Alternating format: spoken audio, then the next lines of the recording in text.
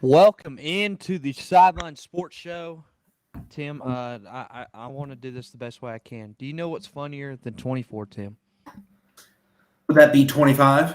Yes, it is episode 25 of the Sideline Sports Show here on this lovely Thursday. Tim, how are you doing, my friend, on this lovely Thursday?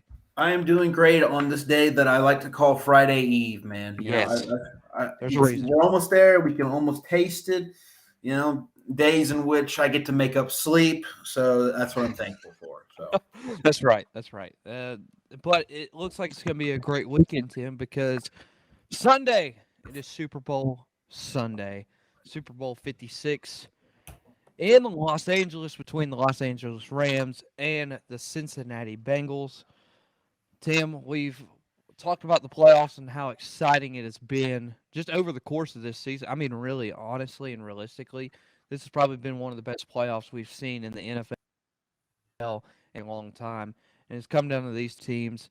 Today, we actually get to give our picks. So let's break it down first. We'll start with the Rams. What are the key things that they will need to do to win this game, Tim?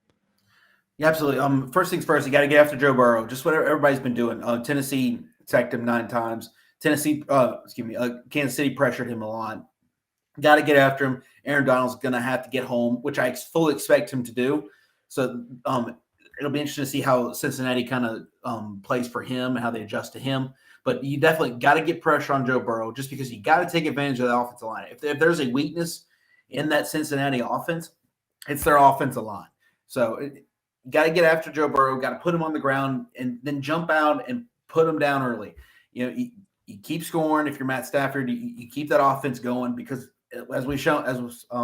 Kansas City found out, you can be up 18 points at halftime and it won't matter. The Bengals can come back on you. So get up, get on that defense early because that defense kind of seems to struggle a little bit in the beginning. And then as the game prolongs, they get a lot better.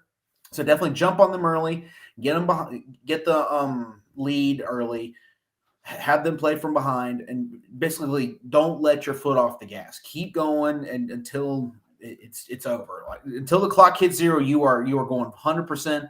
But I expect the Rams to kind of come out swinging in this one. But it'd be interesting to see like how the Bengals can kind of weather that storm, just because they're going to cover Jamar Chase. But what are they going to do with T. Higgins, Tyler Boyd, C.J. Uzomah? I mean, I know he's hurt. He's got the sprained MCL, but he says I'm not missing the biggest game of my life, which I fully understand that. He's going to give it a go. He's going to go out there. I don't know how much of a use he'll be to Joe Burrow and company. Joe Mixon is going to be a big one in this one. If he can run the ball and just kind of open things up enough that allow T. Higgins and Jamar Chase to get open, that could definitely cause some problems for the Rams defense. Absolutely. And I think when you look at this Rams offense, I think the biggest things that we talk about all the time is we talk about Odell Beckham, we talk about Cooper Kupp, and we talk about how Matthew Stafford has helped regenerate this offense. But I think they may need to have a little bit of that run game too going in the Super Bowl game. I know that all the attention is on Cooper Kupp. It's on Odell Beckham Jr., and it's on Matthew Stafford. But really, I think if they get this run game going against Cincinnati's defense, they can have a really good shot to make those downfield plays with OBJ and people like Cooper Kupp. So I think it will open that passing a little bit more. So I think I would love to see them run the ball just a little bit more in this Super Bowl game. I think that's my key to that. Let's go to the Bengals.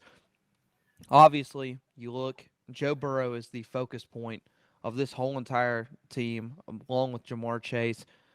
This offense is talked about a lot, but this defense is going to have to really step up with so many weapons on offense for the Rams. I think that's going to be the biggest key in this game is to see how Cincinnati reacts on defense to this electric offense of the Rams. Tim, what do you think their key to the game is for Cincinnati? Getting Jamar Chase going. I mean, because again, you're probably going to get him double covered.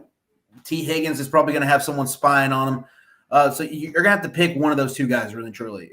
If you can get Jamar Chase, maybe hit on a couple big plays here and there, T. Higgins on some third downs, that's really the key thing here for Joe Burrow and everything. Be able to continue the drive, give your defense a little bit of a break on that sidelines. And like you said, I love it. You got to run the football. Got to be able to use Joe Mixon a little bit more. So, but again, running behind that offensive line has been a little bit of a trouble, a little bit of a problem spot here in the playoffs. But if you can get that going, I think that'll be big for the Bengals. I don't see them having much of a run game in this one. So I think you got to look more towards the receivers, Tyler Boyd, T. Higgins, and Jamar Chase. Chase was a little quiet in the AFC Championship game. The Chiefs basically were like, yeah, you're not torching us for 260 yards and 3 tutties again. So they kind of spied him a little bit. I think being on Jalen Ramsey might be a little bit of a problem, but then again, it depends on who Jalen Ramsey's matched up against. Will it be T. Higgins? But, I mean, he's obviously been lobbying for to cover Jamar Chase. So we'll kind of see how that goes, to see how they kind of come up and game plan for that. Basically, whichever receiver is not on Jalen Ramsey, look for him to kind of be that star-studded receiver. And Jalen Ramsey's been beat a couple times deep in the playoffs anyway. I mean, how can we forget the touchdown Tom Brady threw to Mike Evans? He beat Jalen Ramsey on that play. So it's definitely possible, and I think we could see 1 or 2 plays like that. So and I think that's your matchup to watch. It's going to be Jamar Chase or T. Higgins versus Jalen Ramsey. Whoever comes out and wins that matchup may determine how this one goes. Yeah, absolutely. All right, Tim, here we go. Pick time. We get to pick who will win the Super Bowl. I'm trying to find the spread. All right. Los Angeles Rams are favored by 3.5. That's the spread. Right. Tim, I'll let you go first. So basically, I've done this on the radio show that I produce. I'm basing my pick solely off one thing. You know what that has been? What's that? There's this guy who has the same first name as me. He's a YouTuber. I don't know if you've ever heard of him or not. His name is Tim the Tapman on YouTube. Have you seen what he's done on Twitter? Yes. Okay. This man has predicted 7 players and is 0-7. So for that very reason, and I want you to put this on TikTok or Twitter and tag him in it. Okay? I really do. I'll do that for you, Tim. I want you to tag him, and I'm going to tell him the reason why I may put everything that's in my savings account right now on the Bengals winning because he picked the Rams to win the Super Bowl. So with that reason right there, I can't go with the guy that's the bald head winless guy. You know, I can't do it. So Tim, I love you. We have the same first name. I love you for that. You know, but just you're 0-7 in the playoff predictions, and you pick the Rams. So therefore, I got to go with the Bengals and Joey B. Okay. That's my only reason. That's my only reason. That's all I got. You know, it's not going to be the matchups. It's not going to be the Rams, defensive line versus Bengals offensive line. It's not going to be the receivers versus the corners. It's not going to be the great QB matchup we have. No, it's going to be because of a bald YouTuber that told me which team not to pick.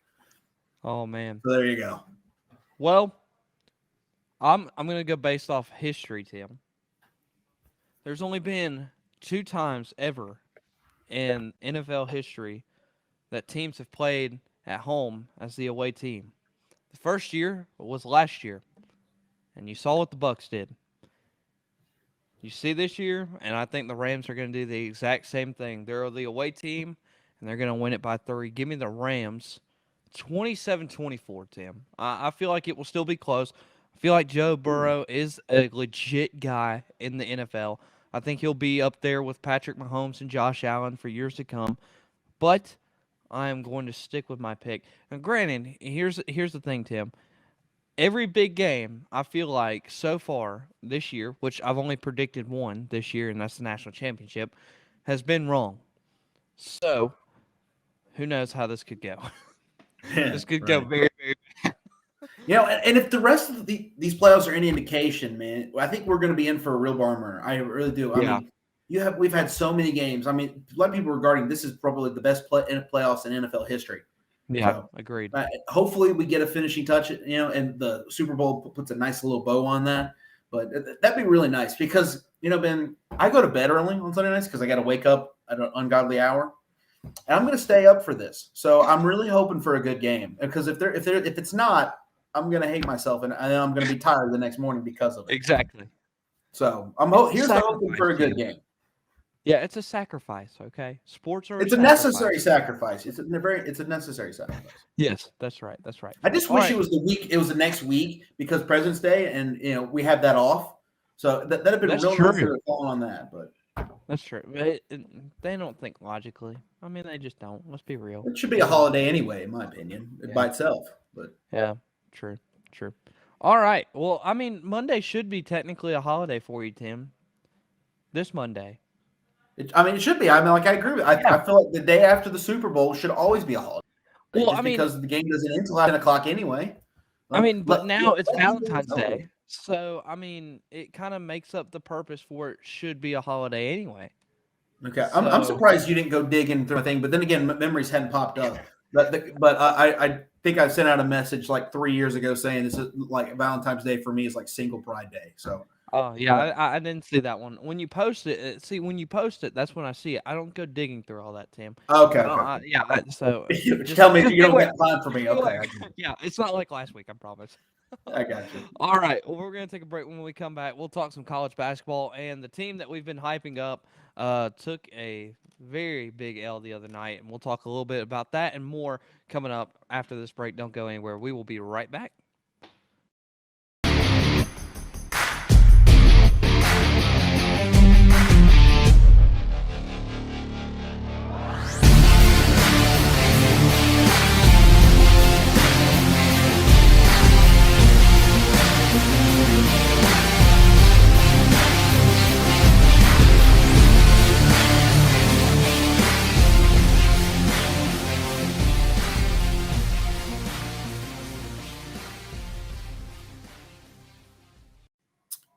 Welcome back into the Sideline Sports Show on this Thursday evening, or whenever you're listening to us on the podcast. You can check that out on Apple Podcasts, Spotify, and wherever you get your podcasts. Ben, now the Super Bowl discussion's out of the way, let's talk a little college basketball. We're in February. We're a month away from the big dance. Certain teams have stand out. Some teams have very much underperformed. Yes. Biggest thing that stands out to you to this point in the year? I think the biggest thing that stands out is normally when you look at the March Madness bracket, you see a lot of ACC teams and a lot of ACC teams that are good. I think this year, when you look at the five that will be selected for the ACC, only really and truly I could say one stands out, and that may be Duke. I mean, you've seen Florida State struggle. I think they lost like 3 games in a row at one point. Yeah, I mean, they lost to Miami. two bottom dwellers, Virginia Tech and Clemson. Exactly, and they were awful games. I mean, awful for them. Then you look at Miami; they've been up and down all year long. You look at North Carolina; I think they're trying to find a rhythm, but after their loss to Duke, I don't know if they'll find that rhythm again. I'm trying to think of the other teams that would the I was one about to last say, team would Wake get in. Forest It would seem is playing pretty well. Wake Forest has yeah, it got would be first team 20 wins in the yeah. I ACC. think it would be between Wake Forest and Virginia Tech that probably get that one of those last seeds. So it's very interesting to see this ACC and how weak it is this year. I think the biggest thing that stands out to me too is how strong the SEC is this year, and how many teams have just came out of the middle of left field and have been performing incredibly. I mean, Auburn's been a good team over the past couple years, but they haven't Mhm. been this strong. But then again, these last 2 games that they played, when they went to Georgia and then at Arkansas, they struggled. I mean, they barely beat Georgia in Athens, and then they lost to Arkansas the other night for their second loss on the year, 80-78. So, I mean, this is a team I think that, right now, I think they're kind of falling off that high note, and they're trying to find themselves again to build back up to that high Mhm. note. So, and I mean they got a tough schedule coming up. I mean you got Texas A&M at home, which is a good SEC team. Vanderbilt at home. That will be a little bit easier win. Then you go to Florida. Then you come back home, face Ole Miss, and then you end the year with number 19 Tennessee. So it's a tough road ahead for really the rest of the month for this Mhm. Auburn team, and it will be really interesting to see how they'll finish out. Yeah, we're But going to what's find the out a lot about them for sure. And there was an ESPN report that came out that you're talking about, back to your point with all the SEC schools and how strong they are. Well, this may be why SEC, according to ESPN, to distribute roughly $54.6 million to each school after revenue rose 177.6 $1.8 million in the 2020-21 fiscal year. When Yeah. you have that kind of money pouring in, you can invest in a lot, especially when NIL is in place now. Oh, You yeah. can get a lot of guys with that kind of money. Yeah, Just don't there's tell a Jimbo lot of Fisher that. opportunities to kind of distribute the wealth, and that's why SEC has been great in football. They've been dominant in baseball, and it appears that they're going to be one of the top leagues, if not the top league in basketball as well. Yeah. Just don't tell Jimbo Fisher that. I mean, because he'll get mad at you for saying that it's all about NIL and that they're paying people to come play for him. But Right, other than that, but that's definitely a help, and especially the SEC right now, they already know that they're dominant in football. So they're like, okay, what can we distribute this money towards? And I think it's a great thing that, and if they did, I don't know how each school used it individually. You'd have to go on record and find all that. But I think now that you're spreading it out a little bit more because you make $54 million just for your school alone is huge. I mean, you can invest that into so many programs and so many things to upgrade and make your program better. And I think that's what the SEC's done. And I mean, you can see it on the court. I mean, really, men's and women's basketball for the SEC are dominant right now. And maybe it is because of that reason. So kudos to the SEC for trying to build not just a football powerhouse conference and make it all about other sports as well. Because I mean, they're dominant in track and field. A lot of people don't know that. They're good in softball. They're good in baseball. You mentioned that, and now bringing basketball in as well, it helps generate that viewing for that individual school in the SEC. So, kudos to the SEC for doing that to make these schools bigger. But what's the biggest thing that stands out to you a month away from the Sweet 16 or the March Madness, excuse me?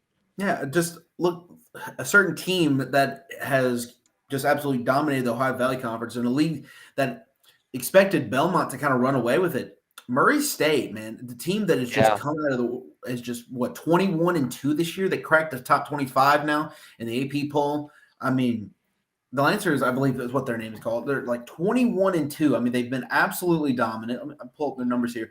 I mean, they've been fantastic. They've absolutely dominated. I think one of their losses is to Auburn, who was number one here at one point. I mean, they've just been absolutely, I mean, kicking it. I mean, you look at their standings. Here we go. They are 12-0 in conference play right now. 22-2. I shorted them a game in the win column. They're 22-2. I mean, these guys are legit, man. They're coming off wins against Austin P and then SIUE on Saturday.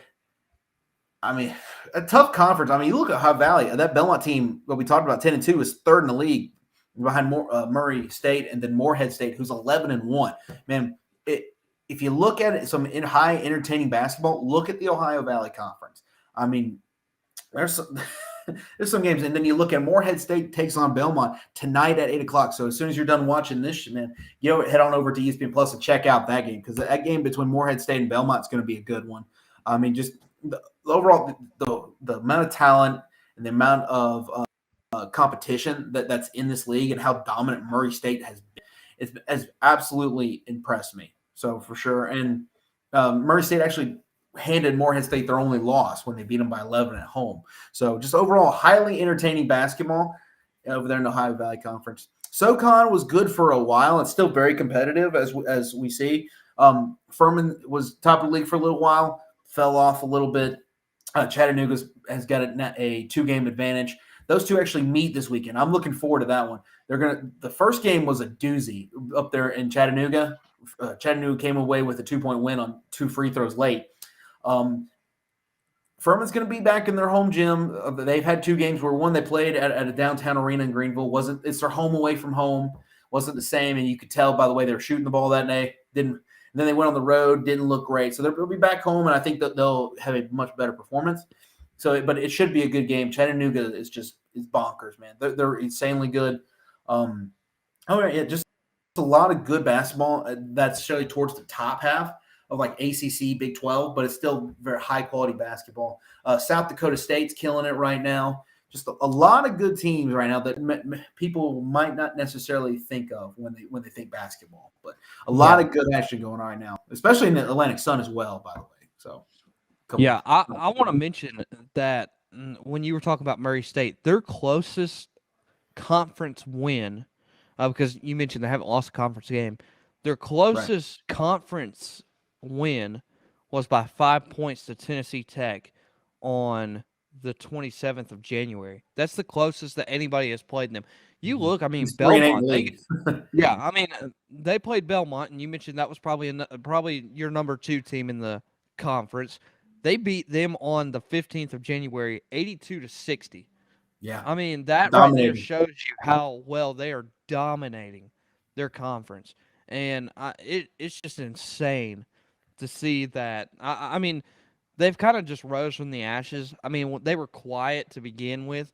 I mean, a lot of people didn't give them credit for what they were doing, and now they're getting all the credit they deserve. Another big conference that no one's really kind of talking about is the Big 12. I mean, they got Kansas, they got Baylor, they got Texas Tech, they got Texas. TCU could maybe make a run in that conference. But heading in to this final month of college basketball, team, what's it? Who's a team for you that needs to finish out this month strong, heading into their conference tournaments? Team that probably needs to finish strong. You're looking at teams from the ACC. You're talking about. I Yeah. go more so broader in terms of the ACC in whole. Like North Carolina, who squeaked out a win a couple of nights ago down there in Little John Coliseum in Clemson. Squeaked out a win there. Miami probably needs to finish strong. Virginia just got a huge win at Duke. They don't need to squander that. They need to use that and keep building. Um, excuse me. Miami currently 9-4 in the conference. Needs to use that to kind of build. As we mentioned, Florida State. You said at one point they lost 3 straight. 2 of those were to Virginia Tech, who's 6-7, and then Clemson, who's now 4-8 in the conference. So 2 games in which, just a couple weeks ago they were projected as a number 9 seed. I imagine they're probably on the bubble right now. So Florida State definitely needs to kind of pick it up and finish a little bit stronger. So just definitely as a whole, or broad terms, the ACC teams around the middle of the pack towards the upper echelon need to kind of pick it up a little bit. Yeah, I would say mine is actually a team that started off well and has just fell off the train track. I don't know what in the world happened to them. That's LSU. Mm. LSU literally was it probably top of the SEC team. They're 5-6 in the conference now, with losses to in this month to Ole Miss at home, and then Vanderbilt on the road. And then you go back to January, they had a couple of losses in the SEC Big 12 Challenge. They lost to TCU, lost to Tennessee, but that's a good team. Alabama, they lost by 3, lost to Arkansas, and that was their only losses in January. So, I mean, you're just looking at a team that is just struggling right now, trying to find their identity. And this is a team that really needs to find their identity if they want to be back in the same conversation they were last year. Because if I'm correct, I think they made it to the Elite Eight, or I want to say even maybe Final Four last year. But this was a very, very good team that was in the tournament last year. And if they want to be exactly where they were last year, they got to find that identity quick before their conference tournament comes up here in about a month from today. I will say, to your point, they had a rough schedule, but upcoming. I mean, Mississippi State, who's is decent, not great, may borderline be a tournament team. They have them at home. Then they have Georgia at home. That should be an easy W. But I mean, and it's at home. You don't have to go there as Auburn had Yeah. to, and almost lost somehow. Then you go to South Carolina. I mean, South Carolina under Frank Martin. I mean, his time may be coming to an end there soon. That's right. So that should be a win. Then you have a game arguably that you're probably going to lose at Kentucky. But then you have Missouri at home. I mean, those 5 games, 4 of those you should win. So they Yeah. have an opportunity to kind of get back on track, get going in the right direction, and then finish out with a road trip out to Arkansas and then against Alabama. So definitely I have the opportunity in front of them with their schedule, playing some of the lower level teams in the SEC to kind of try to get back on track. And I think they will, and I think they'll be on track by the time March comes around. Yeah. And hopefully that's the case, because I mean, this is a great team. It is, hands down. Like, you just look, I mean, they got a lot of talented guys. They just got to find their identity that they had at the beginning of the season to finish out the end of this season. So, other than that, that's it on men's college basketball, right? I mean, other than that, I mean, Yeah, that's pretty pretty much much. it, right? covered him. But I will say, Tim, I've honestly watched a lot more women's basketball this year than I have ever before, and I think, and I don't want to say it's only because Georgia Tech women's basketball is better this year than what they have been in the past, but I mean, Mhm. there's just been a lot of great women's college basketball games this year. I can name the one that comes off the top of my head was NC State and Louisville. I think that was one of the Mhm. best college women's basketball games I got to witness because I think NC State was down at one point, and they stormed all the way back and won that game. So, and then Georgia Tech played them close the other night. I mean, Georgia Tech got down by a bunch and then came back in the last 2 minutes and tried to make it a game, but it was just too late. So, women's basketball has done really, really good this year in college athletics. Yeah, and to your point, NC State that you mentioned actually is a little bit of a trouble right now. At halftime, they're losing to Boston College on the road right now Hey, by 3. So a little bit of there a you go. surpriser there. So NC Yeah. State 12-1 in the conference, only lost as you mentioned. So a little bit surprised there. But yeah, women's basketball, it's definitely been a little bit more entertaining, I guess you would feel. I guess it really hasn't changed that much. It's just been more of a fact of kind of looking into it and just games overall, just tuning in, being available to watch, and just kind of getting that. And then again, it does help that though your Georgia Tech women are really good, your Georgia Tech men are not. So Yeah, that's true. Unfortunately, I mean, Georgia Tech. I mean, for the men's side, they have just struggled. I mean, in every form, way, and fashion. I mean, they've struggled beyond the arc. They've struggled hitting jump shots. They've struggled at the free throw line. Just nothing has been consistent. And I think that when they find that consistency, they'll be a good team. But until they find that, I mean, it's going to be a rough last month for them because their schedule is not in favorite of them. But at the same time, they just got to find that consistency, and when they do, I think they'll be a good team. But they're going to be a low, low seed heading into that ACC tournament. yeah, they're kind of sitting at the only behind NC State by 2 games, just and 2 games behind in the loss column. So Yeah. So, but not great. all right. Well, that is the end of that segment. When we come back, we'll be breaking down Rob Manfred. He came, as Tim likes to call him, he's a clown. Uh, Tim's like, I agree. I'm surprised. I I'm agree. surprised he didn't come with a red nose on him today. Yeah, I was kind of shocked too, Tim. We'll break down what he said in his press conference, and then also the NBA trade deadline was today, and we'll break down some of the noticeable trades that happened within the Including NBA's. one very noticeable one that broke today. Yes, exactly. So we'll be right back. Don't go anywhere.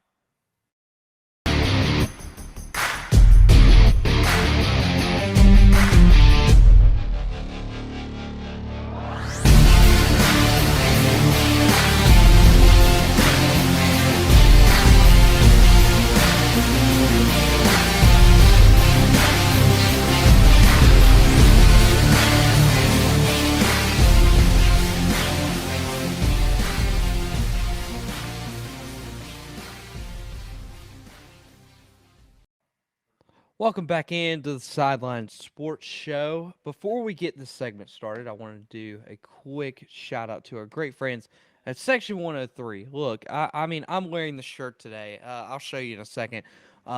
These shirts are, I'm dead serious. Like, I have the athletic one that's very similar to the one in the middle that you're looking at, and the one for the ladies on the right. It is very, very comfortable. I'm telling you, I love to go on a run with these because they're super breathable. They're super comfortable. So make sure that you take care of your loved ones. Go get them the Georgia Tech gear, but also use your 10% off code using the code sideline at checkout to get your Section 103 gear. I mean, look, I mean it's comfortable. It looks nice. So make sure you go get your Section 103 gear. All right, Tim. Rob Manfred came up to basically everybody today, and everybody thought that he was going to announce spring training is postponed, spring training will happen, the season will be Mhm. delayed. But it's the complete opposite, Tim. Thank goodness, at So, least. yeah, So at least that's a good note. But I took notes of what he said, so I have it all on this little card right here. So the first thing you mentioned was young players will, and this is what they're trying to make the deals of. And there's a couple of good things that we'll mention in this, and there'll be some negative ones as well, or kind of questionable ones. Young players will have an increased salary, which means they'll increase the minimum salary for a lot of these young players that get drafted. So that's a good thing for the players. And this is a quote, every single pre-arbitration player would be better off under this agreement than the previous agreement. So whatever agreement that they're trying to make with the MLPA, the pre-arbitration player would make better than what they would in the past agreement. This is the good one, Tim, and this is the one I like the most. They have agreed to a universal DH. So that I is saw that is that. Yeah. final. That is final. They eliminate draft choice compensation.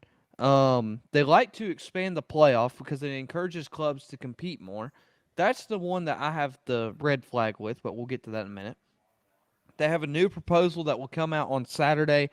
He's optimistic and plans that everything will start on time. And then this should be over in a few days. And then players will be able to return to camps within a week. So, Tim, hearing all of that, what does this mean for you as a baseball fan? Because I know what this means for me. But I hearing mean, all that, it gets me excited, but so like, all right, Rob, you promised us, you made it sound like nothing's going to be delayed.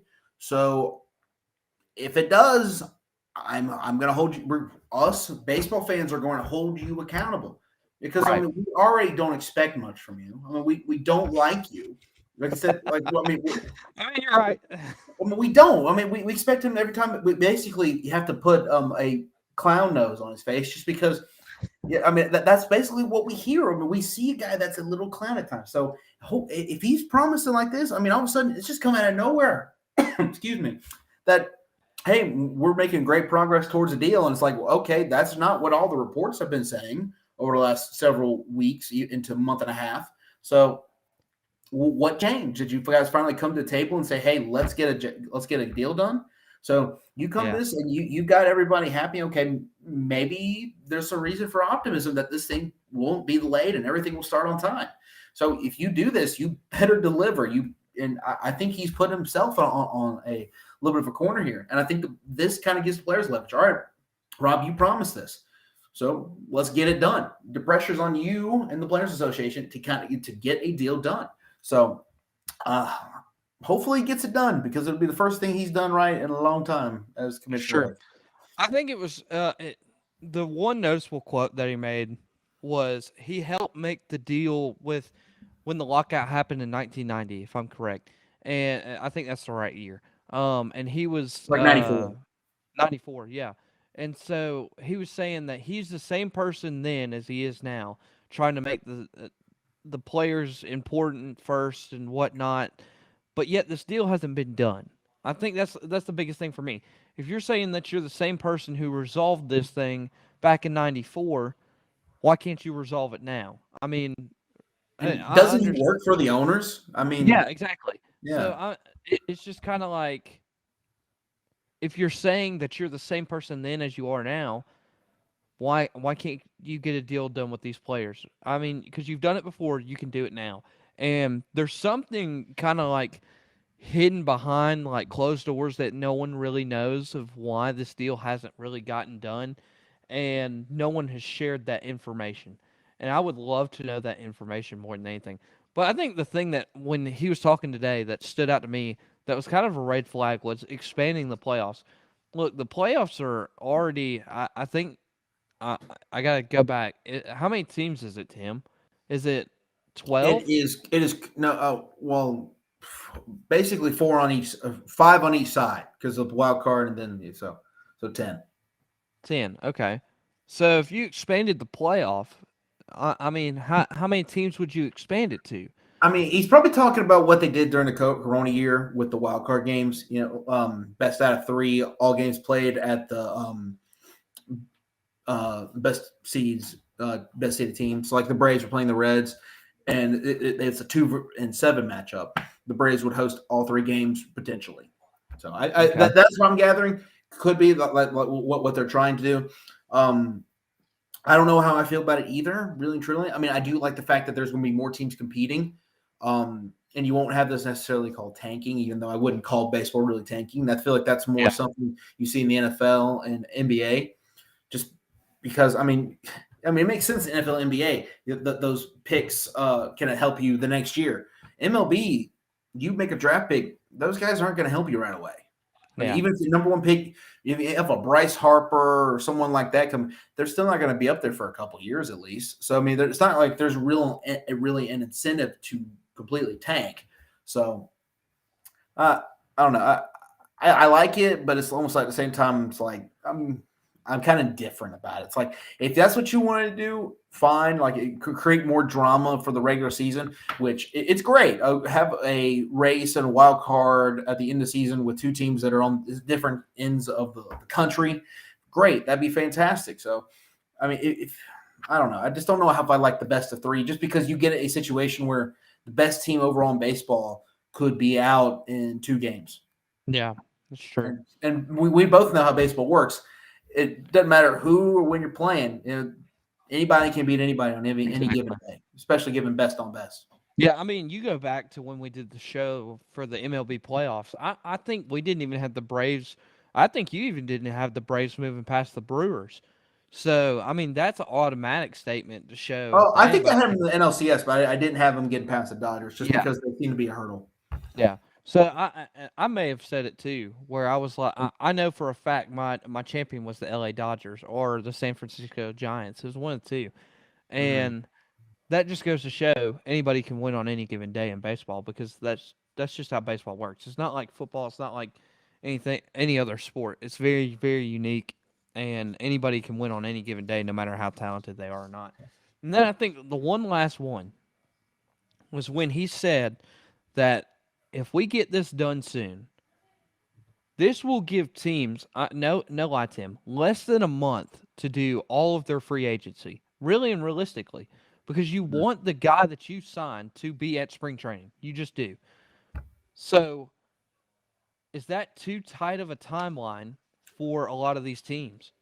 Honestly, I think you're going to see a lot of deals come out anyway because they're not supposed to be talking, but there's no way Alex Anthopoulos has not gone this entire time See, without that's what talking to I'm Freddie saying Freeman. too. There's no way. So I feel like when you see this happen and the lockout ends, I think you're going to see a lot of deals just swarm through. Like, but this guy agrees to this deal. This guy agrees to that deal. All in a matter of 24 to 48 hours, just because they're waiting for the opportunity where they can officially announce it, where it's legal. Because they don't want to get caught and be like, oh, they were doing something illegal and then get punished and start another scandal for baseball. So Yeah. I think they're waiting. I think the first day or two at the end of this lockout, you'll see a lot of these deals, and I'm sure. Again, I can't not believe. I mean, even if it's not personally, it's definitely someone associated with him or under him that's definitely See, been communicating with Freddie Freeman. If you can't tell me the Yankees who are definitely all over the place are definitely not trying to be in Freddie Freeman's ear, or the Dodgers or something like that. There's just no way. There's no way teams can go 2 months. Go, all right, man. We'll see you in 2 months. yeah, Mr. Freddie Freeman. We'll just leave you there on your couch over there in your off-season home in LA, just doing whatever. We'll leave you alone. There's no way. I mean, yeah, come on. We didn't believe stuff like that didn't happen in college. We're not about to not believe yeah, it doesn't for real. happen in MLB at the professional level. I'm sorry. Yeah. So they definitely been talking, and I'm sure you're going to see a lot of deals. As I said earlier, you're going to see a lot of deals probably in the first 24 to 48 hours of the lockout ending. So That's what I was about to say. I think if it's not somebody like a general manager like Alex Anthopoulos, it's definitely like somebody lower in the rankings. Like, hey, this is a message from Alex Anthopoulos, but here's what we want to offer you when the time is ready. And somebody that's just like underneath that way that it doesn't look like, oh, Alex Anthopoulos is making this deal. No, it's just me communicating that for you. That way you can see the deal. So I totally agree. I think this is probably going to be like a 2 day like fun fest for MLB free agency, and especially like Jeff Passan, who loves to go on Twitter and just tweet everything that happens in the MLB. His thumbs will be hurting after the end of those 2 days after the lockout, because literally probably. you'll just see deals like that like happening left and right between a lot of these teams. All right, Tim, let's move to the NBA, specifically the trade deadline. I think one of the biggest ones before we mention the biggest trade of all, the Lakers did not move Russell Westbrook. away from the Lakers, or really they didn't make a single deal at all during the trade deadline. So, Tim, what are your thoughts on the Lakers not making a trade at the deadline? Well, considering all the reports that we heard that, I mean, Russell Westbrook has lost the trust of Frank Vogel, Anthony Davis, and most importantly, LeBron James, I'm a little surprised. I am too. I am a little surprised. I thought the Lakers of all teams would definitely make a move of some sorts, but overall didn't do it. I mean, they're sitting at, I think, in playoff position, but like they're in the play-in game, something like that. So not looking great for them. I mean, they'll probably finish around there. They'll be lucky to get to that sixth spot and avoid that. I don't really see them going too far in the playoffs. Really, maybe win one of the playing games, maybe, and then being a first round exit. Maybe putting up a fight in that first round, but not much more than that. So this team is currently constructed. Unless Westbrook finds that form that he had a couple years ago where he averages a triple-double almost every night, don't expect too much from the Lakers. So Yeah. All right, let's talk about the biggest trade that happened today, Tim. The absolutely. Nets trade James Harden and Paul Millsap to Philadelphia in exchange for Ben Simmons, Seth Curry, Andre Drummond, and not one, two first-round picks. Tim, I'm looking at this and I'm like, how in the world did the Nets not win this trade? I mean, really. I mean, all the Nets had to do was sacrifice James Harden and Paul Millsap for all of that. Mm-hmm. What's your reaction to it? I'm looking at it right in front of me, man. Like I said, Ben Simmons, I mean, good guy, get you some points in the paint and stuff like that in the regular season. Not a guy you really want to count on the postseason, but I still think he'll be a good role player for them, especially if they get Kyrie Irving back, because we don't know what's going on with vaccine mandates. We don't know. Some cities are starting to drop them. Some are still keeping them on. You know, maybe that'll allow Kyrie Irving to play. Maybe it won't. We'll have to see with that. But Ben Simmons, and then you get another shooter in Seth Curry, Andre Drummond. Not sure how much he's going to play a part in that, but I don't know. And then the 2022 first round pick and the 2027 first round pick. Get a James Harden guy. I mean, I don't understand what happened with James Harden. He was in Houston, wanted out of there. It was like, I want to go to Brooklyn. Give me to Brooklyn. Goes there, and within about a year total, and some change, gets like, yeah, I want out of here too. And all of a sudden, he's going to the 76ers. Not sure what made him so upset there. But anyway, he's going to get to play with Joel Embiid there in Philadelphia. So I'm sure 76ers, I mean, to be fair, this is obviously a fine deal for them because they get James Harden as well, but they get rid of that baggage that is Ben Simmons. Because basically when you get rid of him, he hadn't played from them all year. Not because of, he's had attitude problems. He's had mental problems and issues that he's opened up about. I mean, there's a lot of baggage that kind of came with him. I'm reacting to this. I love what the Nets have done because I can't believe you got Ben Simmons and then two other players like it's including Seth Curry, who's a pretty good shooter in his own right. So overall, great deal for the Nets. 76ers, we'll see how it works out. I mean, I don't love it for them. I mean, I think it's okay. But you're going to have to get a better version of James Harden than what he's been. That's for sure. And maybe that's what Harden needed was a little change of scenery, get him out of there, get him out of Brooklyn. So, well, that's what they said when he wanted out of Houston, and now here he is in Brooklyn. And I think it's interesting because it's like I saw a video today that was talking about Russell Westbrook, how he hasn't been good with star players. Because you go back, he wasn't good with Kevin Durant in Oklahoma City. He wasn't good with James Harden in Houston. He wasn't that good in Washington with Bradley Beal or John Wall. And then he goes to the Lakers, and he hasn't been good with LeBron. So you're starting to see the similar situation now with James Harden, but it's really just been with more of the organization than it has been with the star player. He's not happy with the organization in OKC, so he goes to Houston. He hasn't been happy with the organization there in Houston, so he decides to go to Brooklyn. He's not happy with the organization in Brooklyn, so now he's going to the 76ers. Mm-hmm. So you're starting to kind of see a common trend here of he's not happy with an organization. So it's a big risk that the 76ers are taking, but it looks like they're trying to do a hey, we need to win now kind of situation for them more than anything. Yeah, and maybe they think it makes sense for them, and maybe it'll work out in the end. Um, I just all this depends on what you're going to get from Ben Simmons, Kyrie Irving, if when he plays, and then James Harden. What are you going to get out of him for Philadelphia? So definitely a good win, a good trade for the Brooklyn Nets. I think they won that trade without a doubt. I don't know if you saw the comments from Stephen A. Smith putting the Yeah. uh, 76ers GM on blast. So obviously we know how he feels. But Yeah. obviously the Nets won this trade, and it'd be interesting to see how they go from here. So Kevin Durant, um, Seth Curry, Ben Simmons, and then Kyrie Irving as kind of a part-time piece. So should definitely be an interesting time for Brooklyn. And obviously that kind of shows you they're in a win now mentality, and they don't really want to put up with anything that James Harden saga is creating. So they're just like, you know what, we're gonna ship him out. We're gonna bring another player, and both players kind of need just mental resets, and maybe what both of them need. So All right, let's talk about a couple more that happen.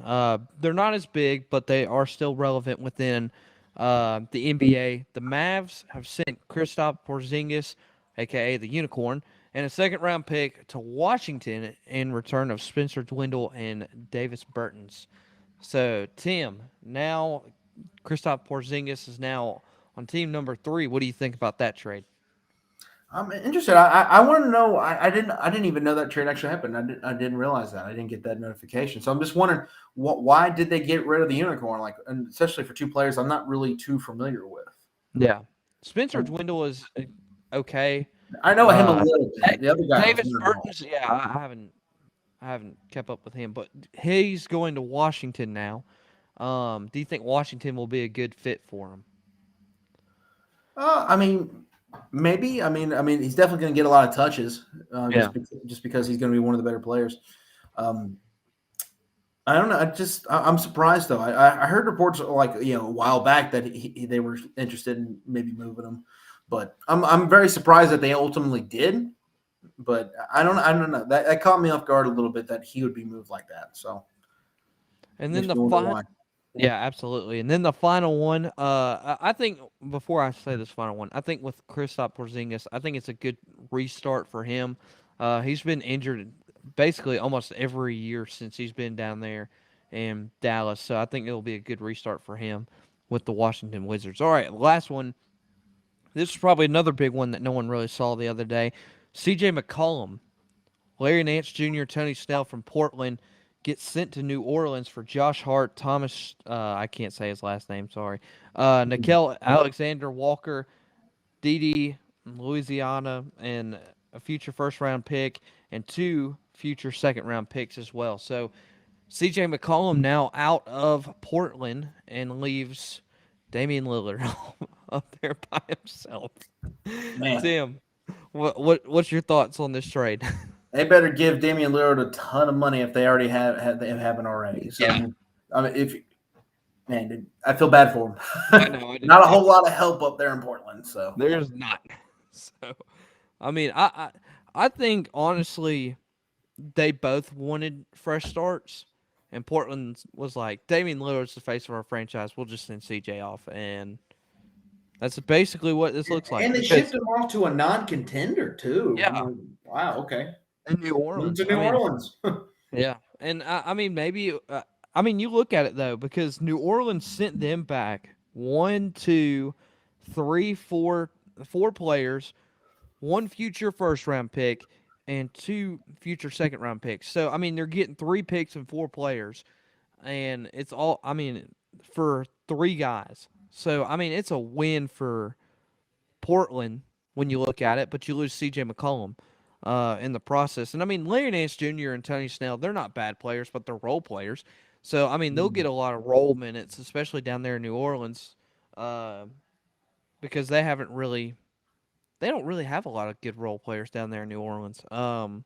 One that Jose Alvarado has stood out a little bit, but other than that, I mean, I can't tell you anybody else in New Orleans that's really stuck out. Um, Anybody that you're shocked that did not get traded other than Russell Westbrook? Pretty much everybody else kind of stayed put where I thought that they would probably go. Um, just overall, interesting. What was thought to be relatively uneventful NBA trade deadline right up until that Harden and Simmons trade. So Yeah, I mean it was quiet. I mean it wasn't. It, I it think wasn't like the you're right. MLB trade deadline, that's for Yeah, sure. yeah, that's true. I think one I think was that was shocking. Um, that New Orleans didn't send out was Zion. I think I don't think they really just want to hold on to all his contract anymore. I mean, he's not playing. No one really knows what's wrong with him. He's always injured. I was kind of shocked that they wouldn't send him off, and because I mean, no one has heard from Zion, and I can't tell you how long.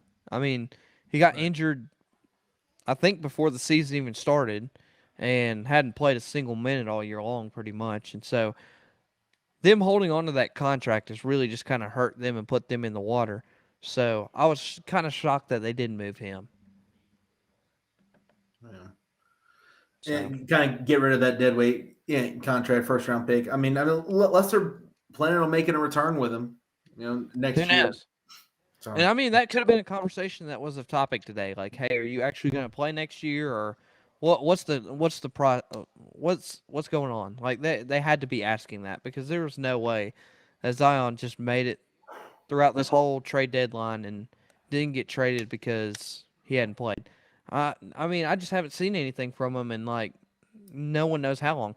And supposedly the weight gain has been an issue for him, um, especially with the organization. So because Twitter had made it obvious that he gained a little bit of weight, and so I mean, it. You just look and you're like, there's so many questions surrounding him now. So I think it'll be interesting to see what they do with him during the offseason. All right, Tim, that is the show, my friend. Any final thoughts before we head out for the day? another good show, man. We basically covered everything. There was a That was lot it. of things to cover in this show. We hit them all. Super Bowl coming up. Looking forward to that big trade deadline. News coming out of MLB. I mean, college basketball is we're about a month away from some major conference tournaments. We're getting some good action. So hit a lot of things on today's show. I think we covered them all basically. Yeah, and then soccer starts up at the end of this month. USA killing it in the Olympics right now. I mean, they are doing fantastic over in the Winter Olympics. I got to watch Shaun White. I mean, I grew up watching Shaun White skateboard. Now, Yeah. seeing him in his last Olympic games ever, very, very special for him as he tries to go and get his third uh, consecutive medal in the Winter Olympics. So, Tim, before we go, we got to remind our people. You got to follow us on all of our social media platforms if you haven't already. Sideline Sports Show, basically for Facebook, Instagram, YouTube, and TikTok, pretty much. And then you have Twitter that doesn't want to have enough characters. Sideline SP Show. So make sure to go check all that out.